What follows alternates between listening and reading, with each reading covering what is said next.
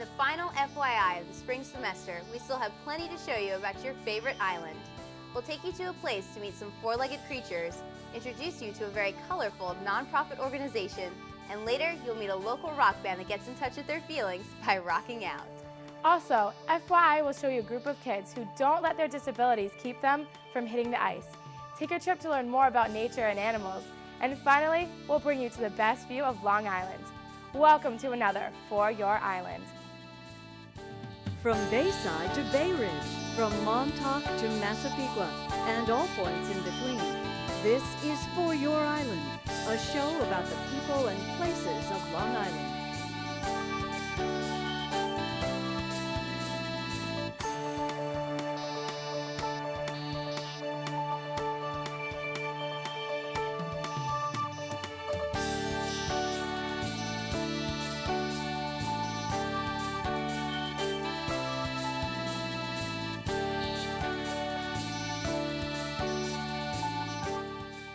Have you ever wanted to pet or feed a llama? Well, here's your chance. Visit the Animal Farm Petting Zoo in Manorville, Long Island. They have ponies children can ride and pigs that they can feed and hold. So hold your horses and giddy up to the Animal Farm Petting Zoo.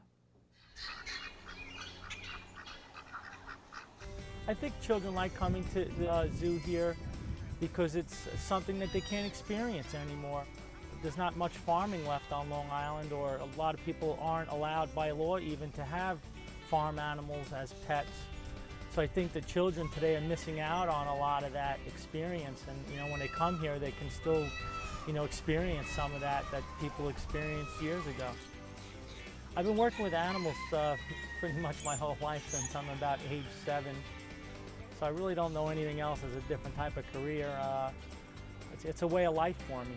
My grandpa bought it, and originally started as a rescue system, and then we got open to the public, and I'm pretty sure it's been open to the public for about 20 years.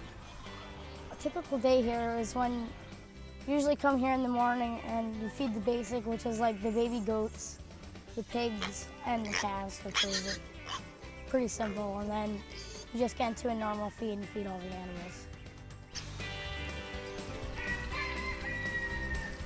It's great for young children to get some interaction with animals, for their early childhood development. And I think that helps, build confidence for them. If they, a lot of children their first time here are a little nervous about touching the animals, and after they come a few times, they get over those fears, and they get more relaxed about being around the animals. The Animal Farm Petting Zoo is a zoo open to the public for small children. The Animal Farm is an all-outdoor park. We have interaction booths where you can actually touch little animals. Like, for example, you can hold little baby ducklings with your child. I like the zoo because the ducks. We have a puppet show for the children. We also offer pony rides for children. We have a tour train that goes around the park.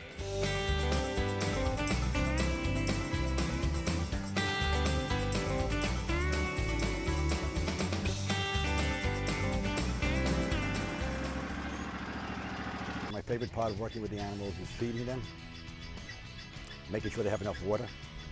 During the summertime, giving the camel a bath. I really enjoy doing that. And showing people the various animals that we have here. And Dolly the llama is my favorite animal. My second favorite animal is Clyde, and my third is Cappy, the little monkey over there. I bring carrots in for them every day. They take them right away, and I don't give it to them. They get very, very active, hyperactive, and they look for me, so I like that. All the animals get along extremely well here. If we can learn a lot from this, they get along extremely well. They don't hurt each other, and they mix very well in the same cages, different species. They do great together. Brings children a chance to be happy and smile. That's the best thing. And learn how easy it is for animals to get along together and how difficult it is for humans to do the same thing.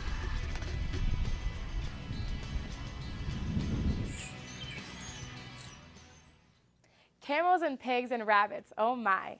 For more information about the different events and activities available at the Petting Farm Zoo, visit them online at www.afpz.org.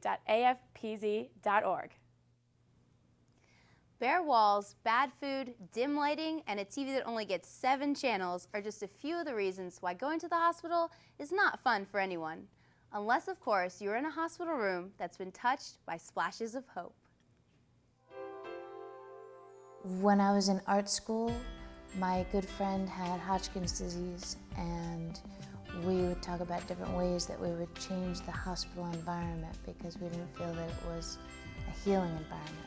And as artists, we thought there were things that we could do to improve it and to help other patients. After my friend passed away, I went to the local children's hospital and asked what I could do as an artist to help the patients there. And they gave me a case of ceiling tiles to paint for the bedridden children. And I would just use my spare time and paint different scenes and deliver them, whenever I could. Then other hospitals found out about it, and a few years later, I founded Splashes of Hope as an official nonprofit. When we went to build our first house, there was a lot of planning and effort that was being put into that. It was such a concentrated effort of wanting to create a very lively, home-like environment, something very, very comfortable. So we knew building a house was going to be getting away from that institutional look. But then we wanted extra things to be done to the house. And one of the ideas that came about was, let's get some beautiful murals done in each room, because we felt it would add so much, as you would walk into a room, it would just jump out at you. So we had contacted a non-for-profit called Splashes of Hope and asked them if they could come in and would consider helping us with our home. Angela's house was a special project for Splashes of Hope because the families and the residents were involved in the process of choosing a theme. One room was a farm scene, and the patient there loves horses, and we try to put extra funny little elements, like that one has a cow working on a car, and there's another room that has an underwater scene, and we put the sponsor's name in there, and there's a little boy on a rowboat with some chicks in the water. There was a special one that was an angel room. We weren't really sure how to go about putting angels in without giving them, while remaining a positive scene,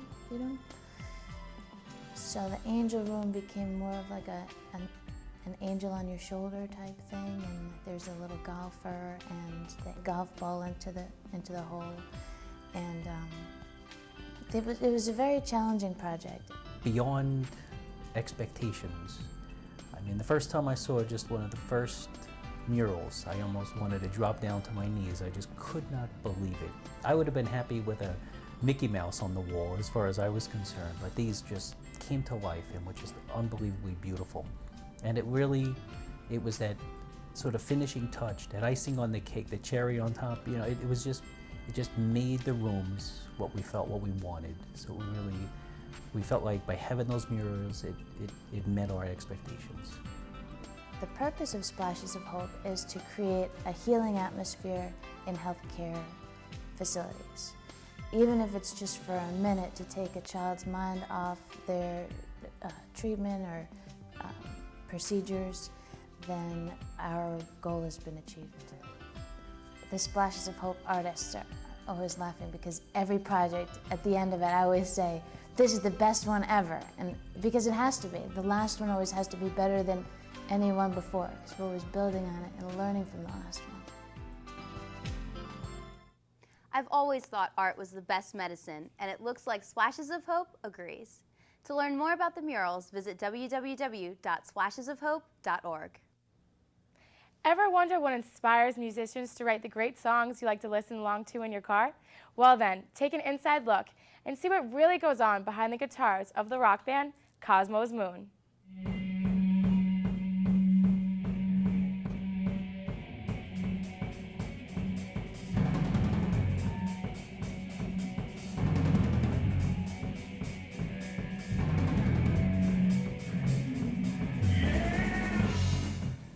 Hey, I'm Matt, lead singer, guitarist, Cosmo's Moon. I'm a singer of Cosmo's Moon. I'm the bass player. I'm the drummer. I'm Mark Valentino. I'm the lead guitarist of Cosmos Moon. Don't you forget it.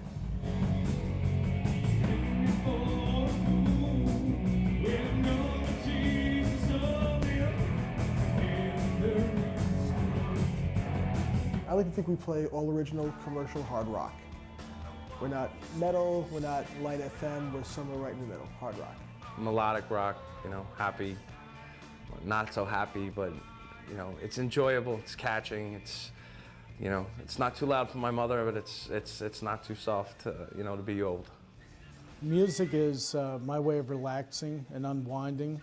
At night I get to be a headbanging bass player, so it's a way of unwinding. It's been an outlet. It's been a serious outlet for me since I was a kid. You know, any typical kid growing up always has the things that get to him, bother him and whatnot. And when I saw a lot of friends of mine turning to drugs and alcohol, I would turn to my music. And I would lock myself in my room and play guitar for hours on end. Pretty much taught myself from square one. And would use that as a way to channel what was on my mind or what was in my heart. And it helped me to bring a lot of things out. It was my own personal therapy. Music's my whole way of life. It's the way to express every feeling you have, from good times to bad times. There's always a song to explain how you feel to people, and there's a song to change your mood. If you're feeling bad, there's a song that makes you feel better. If you're feeling angry, there's a song to calm you down. And you know, being able to play it and express it yourself and write your own stuff just makes it even better.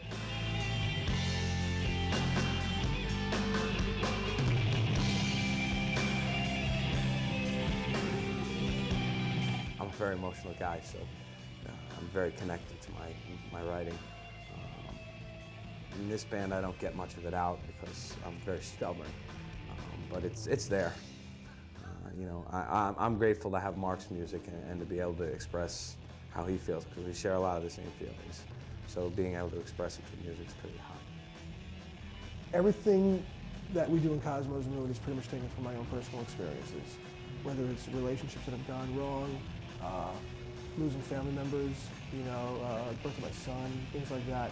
It's what's going on in my life. So for me to write something, it usually starts with an emotion, and then a lot of times it's the words that come first, and then the music second. So I always try to create my songs around what's on my mind, what I can put down on a piece of paper, and then I'll write my music around it. We play with bands in their early 20s, we play with bands all the way up into their late 50s. I'm not influenced by other bands, I'm influenced by my life, and that's what I write about. I don't want to follow other trends. I don't want to sit there and play something else that sounds like somebody else. I don't want anybody able to say Cosmos Moon sounded like this or they sounded like that. So we're not influenced by what's going on around us, we're influenced by ourselves. Long Island, when I was a kid, it was something else, and there's a lot of famous bands, and there's a lot of influence that came from Long Island. And the place itself, I wouldn't change for the world. The music scene has died so much that it's depressing. I wouldn't trade it for anything else. I just wish it would get better, and I'm hoping with bands like us and with the media inputs and outputs that we get, that Long Island will become what it used to be. Long Island is our home, and it will always be a part of us. Cosmos Moon definitely knows how to rock and have a good time. If you would like to catch the band live, you can check out their website at www.myspace.com/cosmosmoon for more upcoming show dates. Playing music all summer and touring around Long Island doesn't sound like a bad job to me. On today's 60 Seconds On, let's hear about some of Hofstra students' worst summer jobs.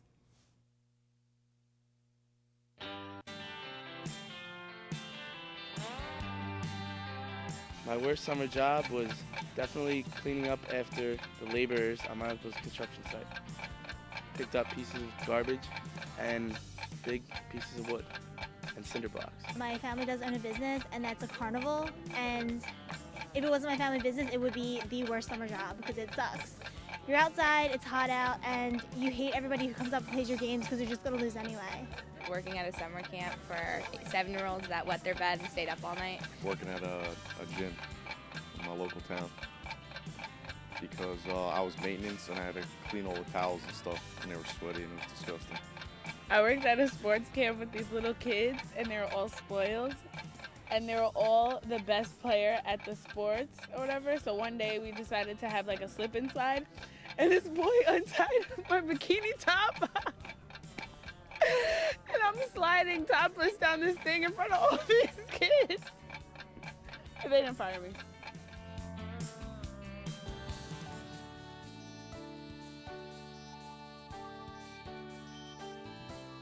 With the NHL season coming to a close, why not take this chance to see a good old game of hockey with a little twist? Long Island sled hockey is just that. This hockey alternative gives people with disabilities a chance to play one of the greatest sports of all time.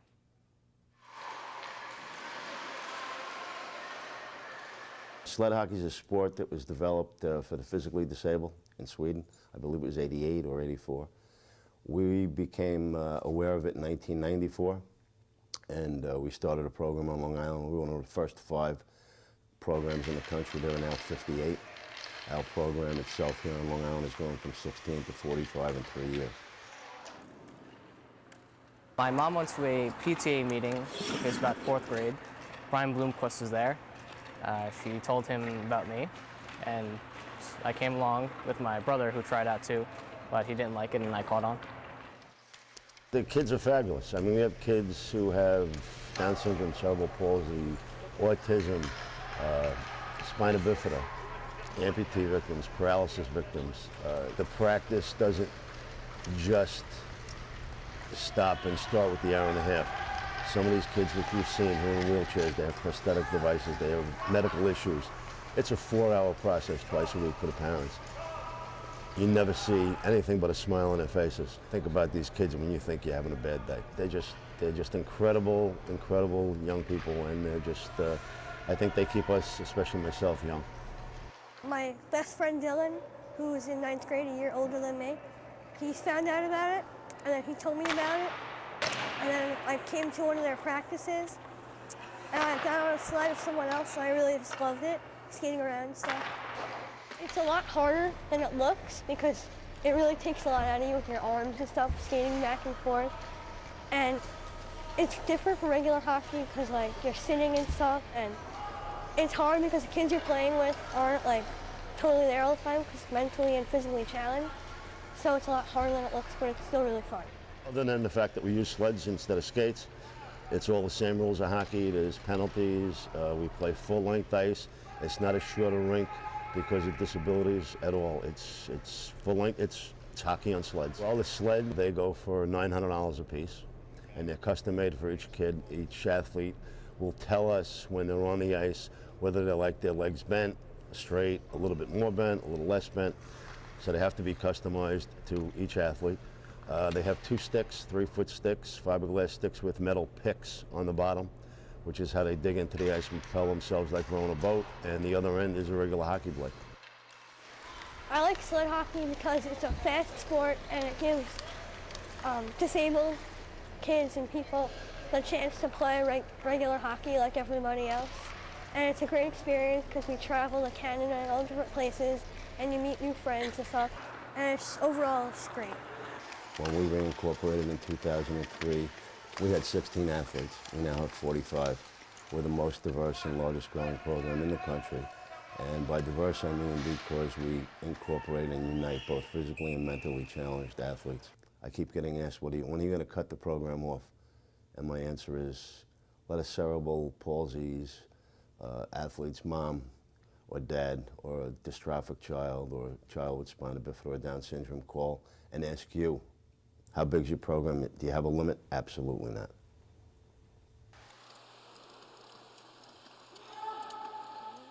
It looks like those kids know how to seriously dedicate themselves to a fun, diverse sport. To learn more, take a look at www.lisledhockey.org. When thinking about Long Island, working farms are not the first thing that come to mind. However, the Suffolk County Farm and Education Center, located in Yaphank, is working hard to keep the old traditions alive. This farm is a perfect place for a family to spend a day learning about agriculture.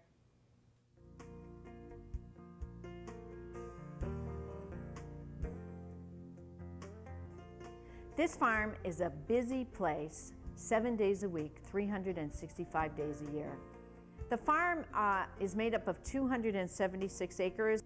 This farm was purchased by the county in 1870 as a poor farm, And we try today, more than 130 years later, to keep the same kinds of animals on the farm that they would have had on a working farm in the 1870s here in Suffolk County. We have more than 200 animals here on the farm, ranging from the largest animals, our dairy cattle and our beef cattle, to our goats. We have several different breeds of goats, both milk goats and dairy goats.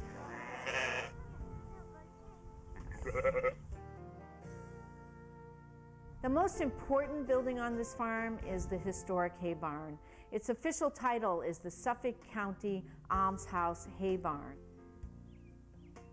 Students come here to do their practicum work with animals. It's very important to us that our animals are healthy and happy, and the way we do that is to feed them quality food and to make sure that the areas that they live in are clean.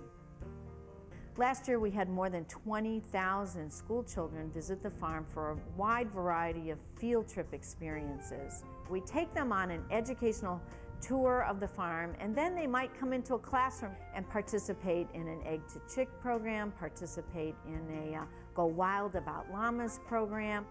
Now what happens at the processing? We're going to see a little Kira? Cream, right. Barnyard Buddies is a springtime program that we have on Saturday mornings. It's basically for children to get hands-on opportunities with the animals. We have the schools that come here and they stay on the outside of the fence. This is more, these kids get to go on the inside of the fence. So they get to get up close and personal with the animals. I think the children are getting out of it an appreciation for agriculture and an appreciation for animals and all that they do for us. Take a lap, let's go, let's go. I don't have a favorite part. I like everything about it. I like it gives the opportunity to learn things that you wouldn't normally learn or find out about, and especially that she's on a real farm, a real working farm. So it's like a first-hand, hands-on experience. We have great plans for this farm in the future. Of course, it's very important to us that it remain a production facility so that people can really see what it takes to raise food, both crops and animals. As time goes on, this may be one of the last remaining places that people can come and learn about where their food comes from. Sounds like an exciting place to be. You never know what is going to happen when you set foot on the farm. Long Island is known for its scenic views and rich natural history. So take a look, a 360-degree look at one of Long Island's best, the Fire Island Lighthouse.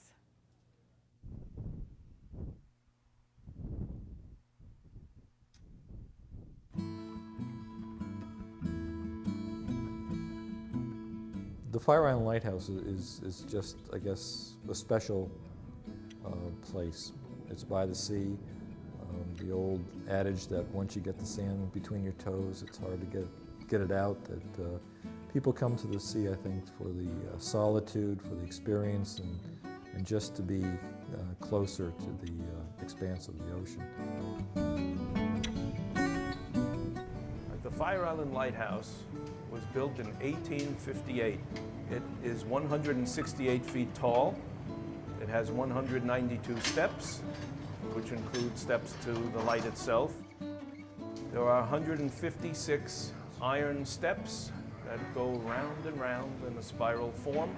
Every 26 steps, one encounters a window. No window faces the ocean, and the reason for that is if a lighthouse keeper or his assistant were walking up the steps and carrying a lantern, that light could confuse a ship that thought it was looking at a lighthouse.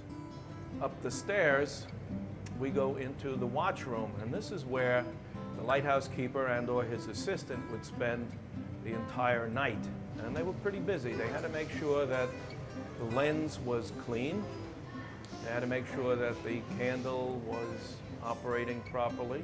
They had to make sure that the oil was heated. And inside the watch room, he did have a stove to heat that oil. The floor is copper, and that is so that oil would not seep into the wood and cause a fire hazard, and anything that spills could be wiped up. There are only 3 porthole windows facing the bay, not facing the ocean, to avoid any confusion with ships at sea. Then we go up to the gallery, which leads to either the stairway where I'm standing now, that leads up to the light, and we can also go outside and get a wonderful view of the ocean, the bay, Fire Island.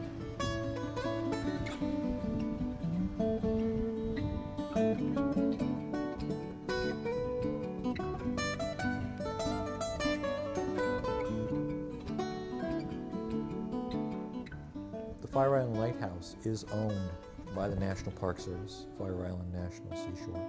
And back in the 70s, when the lighthouse was almost going to be destroyed, people from Babylon and Bayshore joined together as a grassroots organization and helped raise $1.5 million to relight the light back in the 1980s and 1986.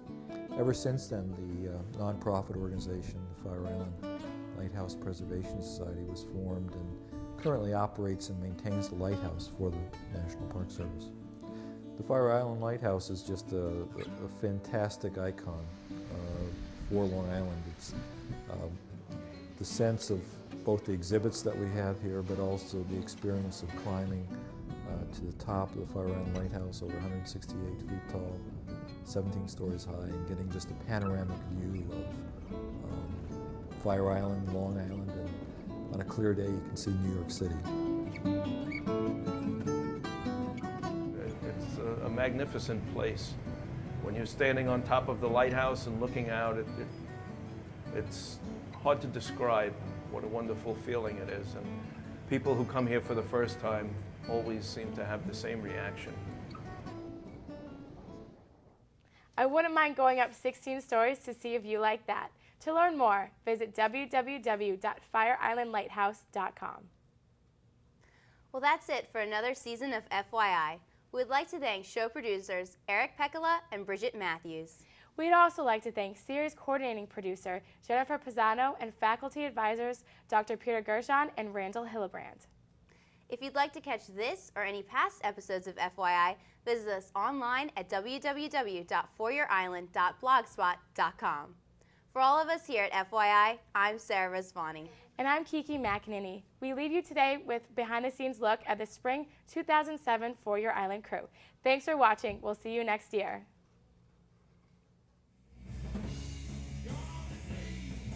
Carmine, if you here, Matt wouldn't have to set this camera up. I'd like to know who's doing the work for this port. That's what I'd like to know. He's probably home talking to his girlfriend and stuff. You know, and Matt's got it all taken care of. I'm gonna get an A, and Matt gets the A, and you get the A too, and you did. All right, Carmine, remember that. I know that.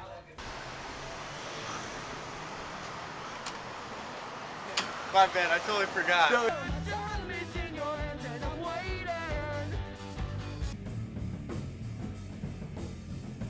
Heather, are you hiding? Yes, I am. Why are you hiding? I was thinking of being on camera. What? Rolling? I think so. You probably turned it off.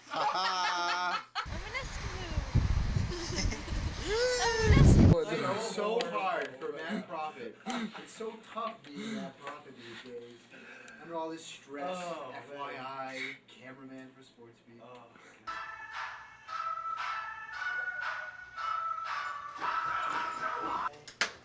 Make him Photoshop it. Okay, we gotta get this.